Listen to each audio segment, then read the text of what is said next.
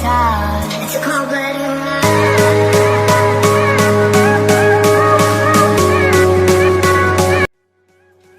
Okay guys, welcome back to the channel. I wanted to do this video mainly just on the ownership of my Corvette. I was riding in the car the other day and I realized that I've had the car for just a touch over a year. So I thought, what you know, there's no really better time than to have a 1 year of ownership with a C6 Corvette video. So I'm going to go ahead and get things knocked right off. The first thing I'm going to get started on is what went wrong with the car over the first year of ownership, like fixes and stuff, small things mainly. But the number one biggest thing that I had to fix in the first year of ownership on my car was the starter. I bought the car with 77,000 miles on it, and the starter went out about 2,000 miles after that, which is kind of expected. And a starter is an electric component. All electric components eventually go out, and that brings me to the second thing on the list, which was the door latch. So if you guys aren't familiar with a C6 Corvette, they have electric door handles, like little pads that you press, and it releases an electronic switch that releases the door. But those go out over time, so I had to replace that. That only costed about $100, and I fixed it myself. It was easy. It's about a 10 or 15 minute job. The starter, it costed, ironically, about $100 too. Actually, I think it was about $120. But I fixed it myself. The car's, you know, pretty easy to work on. That brings me to number 2 on the list, which is running expenses. So as far as running expenses, I will start off with the gas. My car is cammed stock. It was not that bad. I averaged about 19 to 20 before. In the city, if you're easy on it, really you can get 19. But on the highway is where the C6 Corvette really shines. The Corvette has really tall gears in it, and that's kind of what helps it gets the gas mileage on the highway. My car, when it was stock, got 29 miles to the gallon on the highway, which for a 430 horsepower rated engine to the crank, that's pretty good, I think. Now it still gets between 26 and 27, but the city's where my cam really hurts me. It probably gets 14 or 15 now. It's pretty bad in the city, but I expected that before I got it, so I can't really complain there. As far as other running expenses, oil changes, obviously I'm going to recommend full synthetic for this car. I do run Mobil 1. Typically I get an AC Delco oil filter, and then I will get I normally run Mobil 1 in it, like I said, because that's what it calls for. Mobil 1's a good one anyway. But full synthetic oil change typically per change costs me about $50 to $60. It does take 6 quarts of oil for a change. The next on my list is tires. Okay, so the tires are expensive on the Corvette. I just replaced all 4 of mine with Hankook Ventus V12s. It costed me $812, and I got a $75 rebate. Which, you know, it's not as bad as other cars, but it's still not great compared to a regular car. As many times as I've done it, not because of the car, it's not really the car's fault. I just honestly just did too many burnouts. So you do burnouts, your tires will not last. But if you have any common sense, you already know that anyway. And other running expenses is the car insurance. A big misconception with Corvettes is that the insurance is outrageous, which really is not true. The car is technically considered a touring car, not a sports car. At least that's what my insurance agent told me. So for me, I'm 21 years old, and I actually do not have a perfect driving history. I have had a careless and reckless ticket before. It has fallen off of my my insurance, but I still get my insurance full coverage with $500 deductibles for $114 a month. So it's not bad at all. And that kind of sums up the running expenses side of things. Number 3, I'm going to go up to drivability. With that being said, the car is a lower car. Drivability is not bad. You can kind of expect to have to go in some parking lots at angles to keep from scraping. And to be honest, it's pretty much impossible not to scrape the Corvette's front end, mainly because it has a plastic valance underneath the bumper, which drags on everything. But I got over that a long time ago. I don't even care.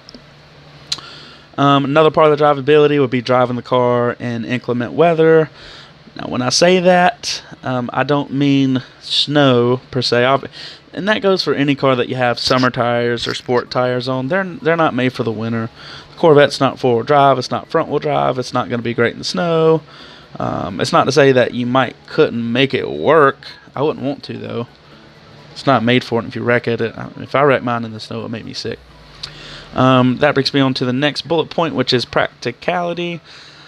Alright, so the big elephant in the room here, you got to hear me out. So the Corvette is not practical in the fact that it's a two-seater, but if you can get by with that, it's actually really a practical car. It has plenty of trunk space, like a lot, even compared to full-size cars. It has a really decent amount of trunk space in the back. For it to be a two-seater, it's roomy. It's not going to be as big or wide as a truck, but the car is a wide car overall.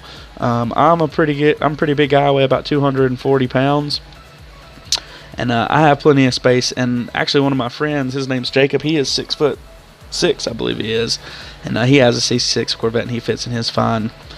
And that brings us on to our next part.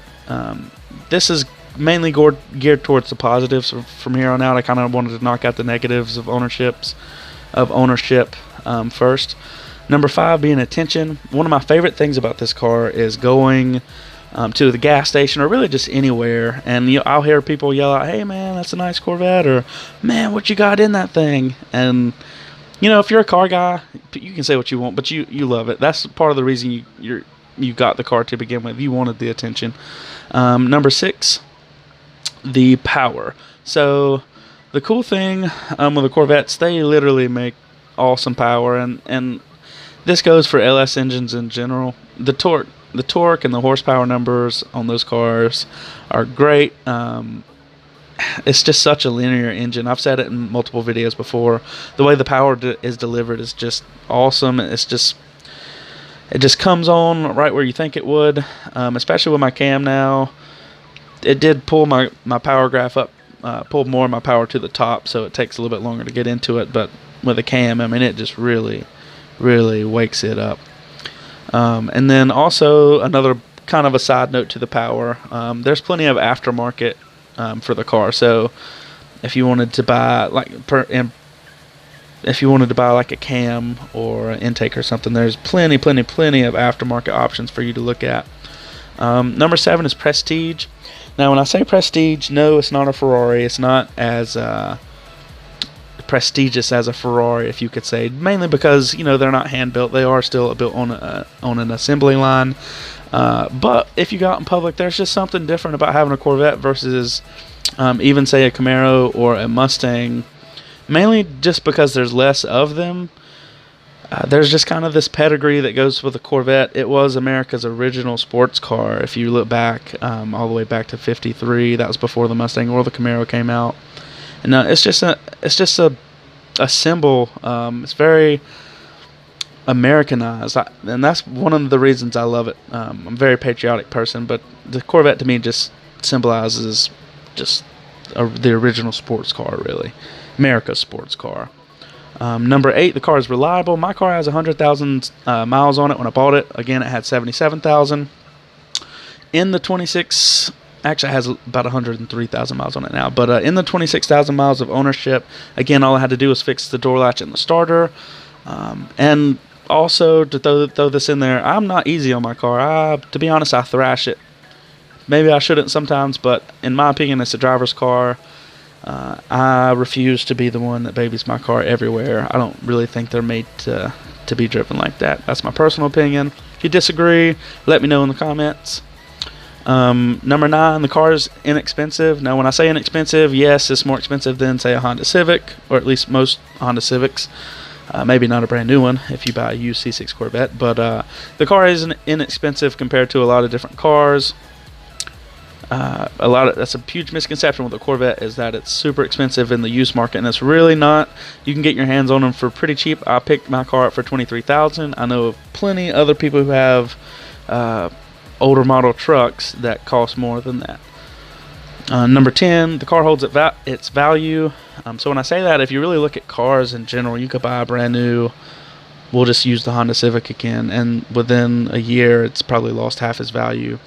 You can buy a Corvette, and this kind of goes with most sports cars in general. They do tend to hold their value better, just because there's not as many of them, as long as you take care of it. And also, if you try to keep the miles off of it, which I'm not good at, I will go ahead and admit it, but if you are looking to get a Corvette or a sports car, just know that if you keep the miles off of it, it'll probably hold its value pretty good. Number 11, it's rare compared to other cars. Kind of piggybacking off the Mustang and the Camaro thing. Yes, Corvettes are still easily attainable, and you do see them fairly often. But if you ever notice when you go out to drive, how many Mustangs do you see? Just because there's 4-cylinder variants, V6 variants. I mean, you can get brand new Mustangs for really cheap. Same thing goes with Camaro. They have the 4-cylinder and the V6 options, which is why another reason I like the Corvette. If you have a Corvette, it is a V8, unless it's the 53 or 54. But I mean, that's really just that's more of a collector's item now. Yes, again, it's more of a collector's item, and it's just in a different realm of its own. And number 12, the car is super fun to drive. Obviously, that's the main reason I bought it. It's a Corvette. I'm young. It's fast. It's a head turner. The car is planted. You take it around a curve. It's like you're on rails, even with it being the base model. I mean, these cars just handle like a dream.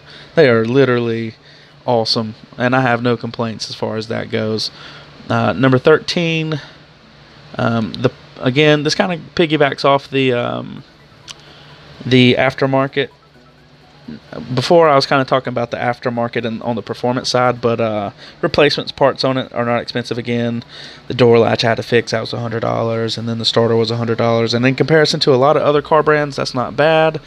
And I mean, it is a parts car, so there are some carryover parts with other General Motors vehicles. That is why it's so cheap, and is also why it's kind of good that it's a parts car. That's kind of what makes a lot of the parts cheap for it. So number 14, it is easy to work on.